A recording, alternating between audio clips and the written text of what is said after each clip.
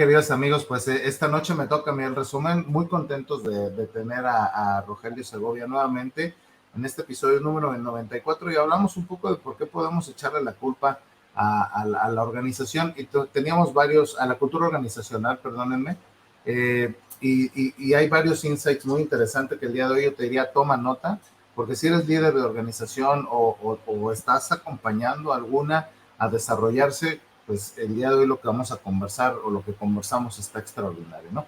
De entrada nos decía Roger justo eso, la cultura organizacional no existe, hablamos más de cultura laboral y la cultura laboral ciertamente conecta un poco más con aquellas características que la incluyen, inclusive nos decía desde la localidad, no es lo mismo la cultura que se da, y hablando de localidad como cuáles son los comportamientos que se dan en cierta ubicación geográfica, a las costumbres, a los usos que se tienen en esa localidad y cómo influye en el estilo de trabajo y de comportamiento de las organizaciones, ¿no? Nos decía, esa sí existe y eventualmente pues no es lo mismo la cultura laboral que se tiene en Monterrey, en donde nos habla de una cultura de echada para adelante, de trabajo, de esfuerzo, de dedicación, y una cultura que ha sido influida eventualmente con crisis relacionadas a escasez de recursos como alimentos, por ejemplo, agua, entre otros componentes. Decía, bueno, todo eso influye en la localidad y eventualmente influye en el estilo de trabajo de la gente porque modifica comportamientos, ¿no? Y eso lo puedes ver en organizaciones que están en Texas. Bueno, en Texas habrá otras características, en Nueva York otras características, porque pues al final se va modificando la cultura laboral desde los comportamientos que influyen en esta, ¿no? Y nos ponía un par de ejemplos, nos decía, ejemplo, cervecería Cuauhtémoc Moctezuma, ¿no? Que eventualmente fue adquirida por Heineken. Ellos ofrecían servicios como las tiendas de raya, infraestructura deportiva, servicio médico, entre otros componentes, y entonces hablaba de una serie o un ecosistema que generaba cobertura o de beneficios para todos los colaboradores, y eventualmente pues eso llegó a influir pues no solamente en esa organización, sino en otras tantas de Nuevo León que empezaron a adoptar ese tipo de comportamientos, y tenemos otras empresas que ofrecían algo similar, ¿no?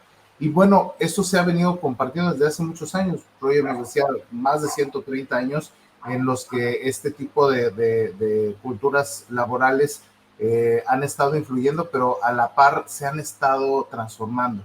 Hay cambios que van evolucionando la cultura laboral. Por ejemplo, la época en la que varias empresas de Nuevo León empezaron a ser vendidas al extranjero, bueno, esta nueva cultura o estos comportamientos que traían estos puntos de vista desde otras localidades o países, eventualmente pues tocaron los comportamientos de la organización y evolucionaron la forma en la que trabajaba, ¿no? Nos decía Roger, bueno, la cultura laboral no es un sistema de valores compartidos, hablamos más bien de comportamientos, y toma nota porque ese es el elemento matón. No son valores, hablamos de comportamientos, y esos comportamientos pues son los que la gente requiere para poder alcanzar los objetivos de la organización. Y dependiendo de dichos objetivos es que la organización puede definir qué cosa conviene más y qué cosa no tanto para poder alcanzar esos objetivos, ¿no? Esos comportamientos, al final de cuentas, moldean la cultura de la organización. Y nos decía, bueno, por ahí hay un libro que me parece que se llama No hay reglas, o ahí recuérdame, Roger, porque esa nota sí no la tomé.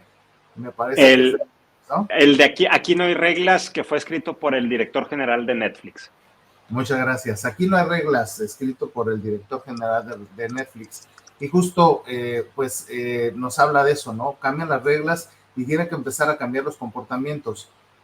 No cambia la cultura, cambian los comportamientos tal cual. Y nos decía Roger, bueno, cuando se habla de valores, eventualmente se habla de valores morales y organizacionales. Los primeros, los valores morales, pues esos no se cuestionan, son de la persona tal cual, así ya vienen de paquete, podríamos decirlo, y no necesariamente son punitivos, es decir, no se castiga tu creencia religiosa, tu preferencia sexual o cualquier otro tema, porque esos son tuyos, son personales. Pero los valores organizacionales eventualmente se pueden cuestionar, pueden ser castigados y tienen elementos punitivos que lo que hacen es poner en tela de juicio si sí o si no se están llevando a cabo, ¿no?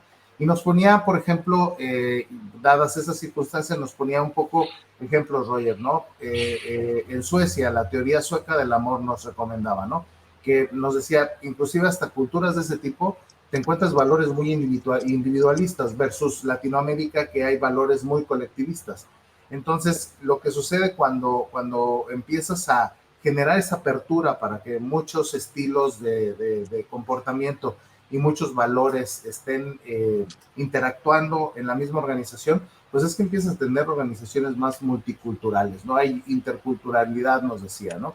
Y es justo eso, poder convivir con valores diferentes, valores morales diferentes, pero que eventualmente pues confluyen todos en estos valores de organización, que al final llegamos a la conclusión que terminan siendo comportamientos, ¿no? Porque esos comportamientos son los que modelan la forma en la que las organizaciones quieren trabajar, que quieren influir y que pueden y que conectan con estas formas de hacer las cosas, ¿no?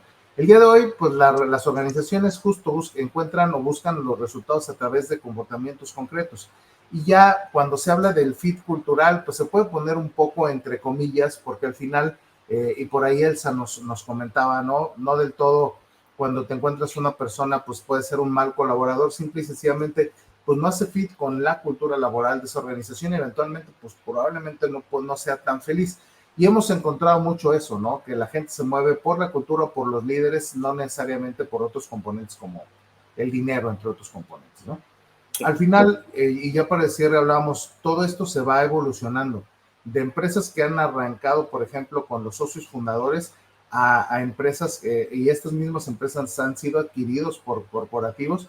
Los valores que se tenían en un principio era del cuidado de los clientes, por ejemplo, y de mantener una cartera muy bien atendida. Y cuando llega la organización con comportamientos diferentes, en donde el objetivo ya es más la cobertura de mercado, el poder conquistar nuevas estrategias de mercado, la participación, etcétera, etcétera, pues entonces ya hablamos de una estrategia más agresiva, ya no de tanto cuidado al detalle a los clientes que se tienen, sino más bien de explorar. Todo termina siendo parte de los comportamientos que estas organizaciones ponen sobre la mesa para poder alcanzar sus objetivos, ¿no? Inclusive, si tú mismo cambias de giro a otra organización, te cambias de trabajo y vas a una organización de otro giro, te vas a encontrar diferencias de comportamiento. Inclusive, organizaciones que tienen varias unidades de negocio pueden encontrarse con cambios de comportamientos entre las mismas unidades de negocio que forman parte de un conglomerado organizacional. Y pues ya ahí al final creo que ha sido de los episodios en donde hemos tenido muchísima participación de nuestros espectadores.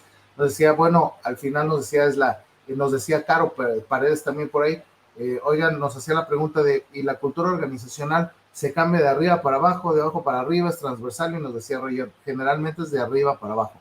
Y no es un tema de que se abra tanto democráticamente a cómo queremos que las cosas sucedan a través de los comportamientos, sino más bien hay una línea que marca la organización, esa línea eventualmente genera los comportamientos y los comportamientos eventualmente generan la cultura, ¿no? Y así el cierre nos decía Roger, para construir una cultura organizacional debemos definir a dónde queremos llegar, es decir, cuál es la estrategia. Cuando la tienes clara, pues el siguiente paso es ¿y qué se requiere para alcanzarlo? Ahí es donde vienen qué comportamientos nos van a ayudar a modelar el camino que queremos construir para alcanzar lo que se ha puesto en la estrategia, ¿no?